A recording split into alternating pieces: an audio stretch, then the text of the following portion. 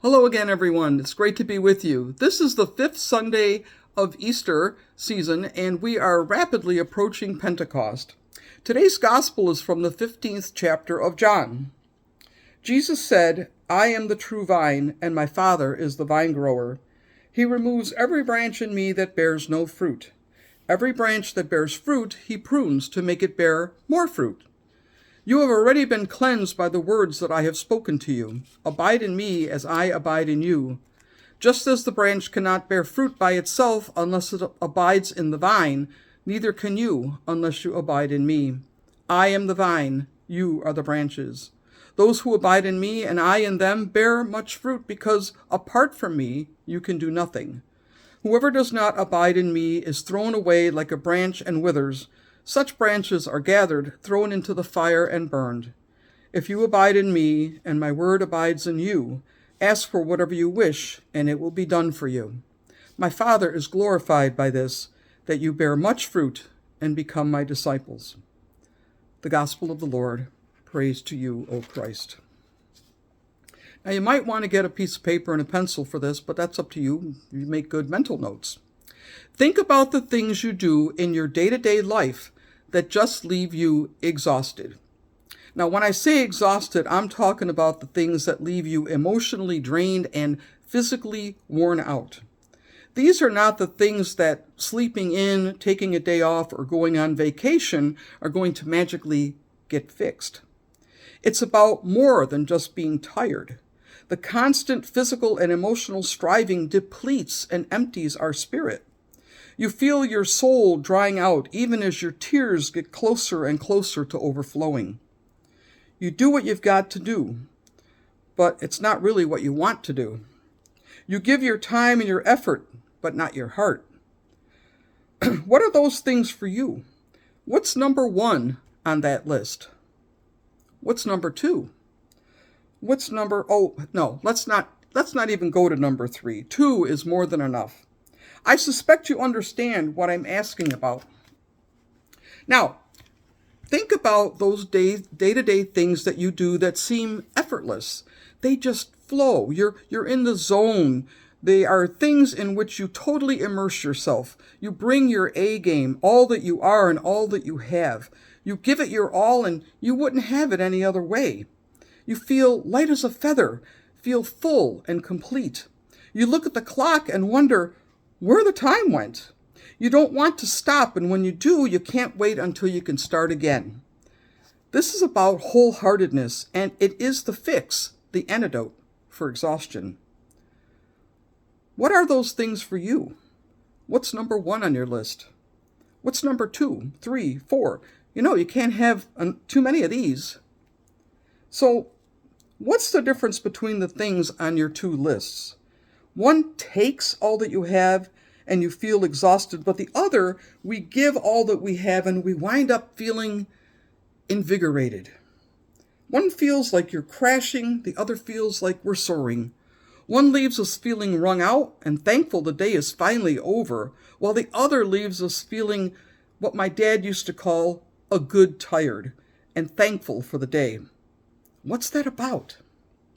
As different as those two lists seem, they have something in common.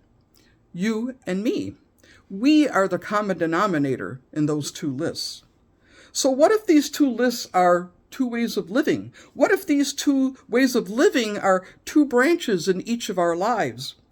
And what if one branch bears fruit and the other leaves us dying on the vine?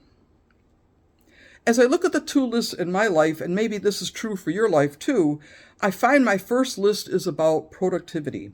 It's about my need to do, to accomplish, to meet expectations, to be approved of and liked.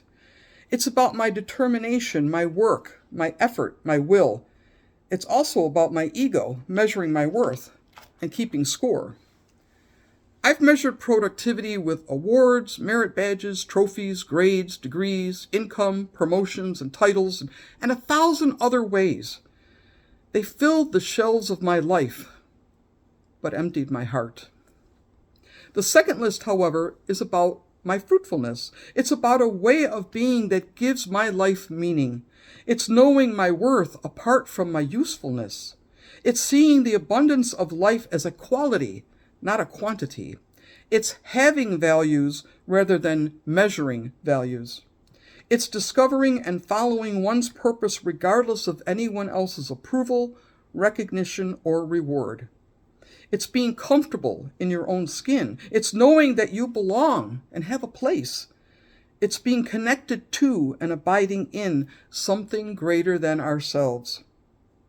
Maybe instead of fruitfulness, maybe a better word for all of this is wholeheartedness. Those are the moments when you show up to life with an emphatic and thankful yes. I wonder if we sometimes let our productivity hijack our fruitfulness, our wholeheartedness.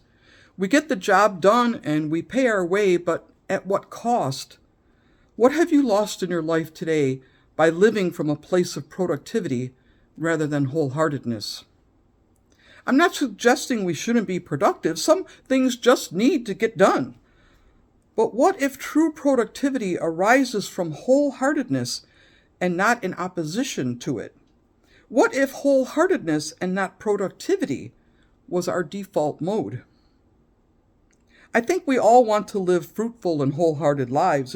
It's what we want for ourselves, our children, our grandchildren, our friends. Most of us probably struggle to find it. I think that, at least in part, that's why we show up here each Sunday.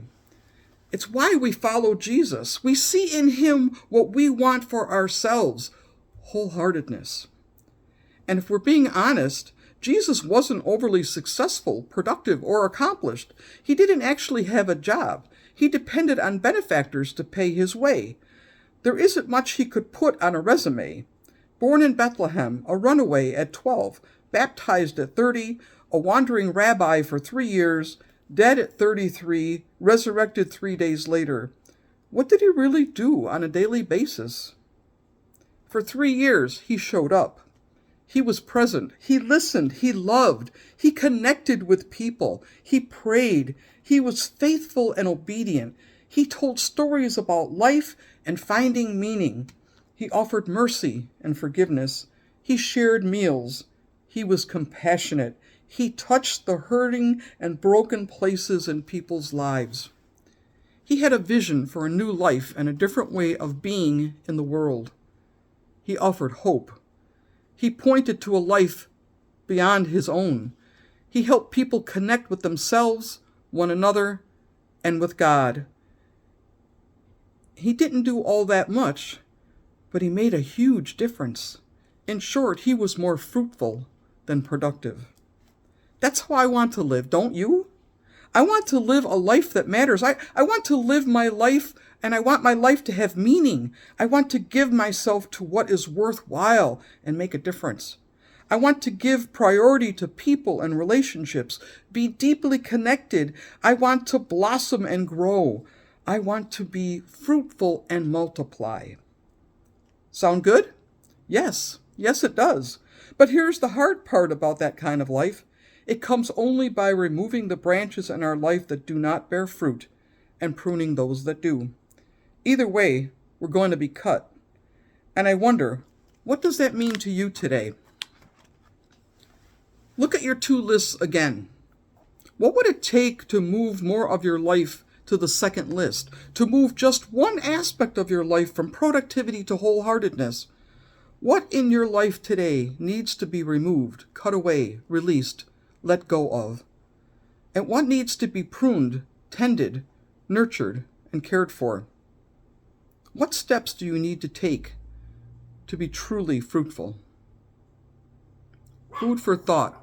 God's blessed people say, Amen.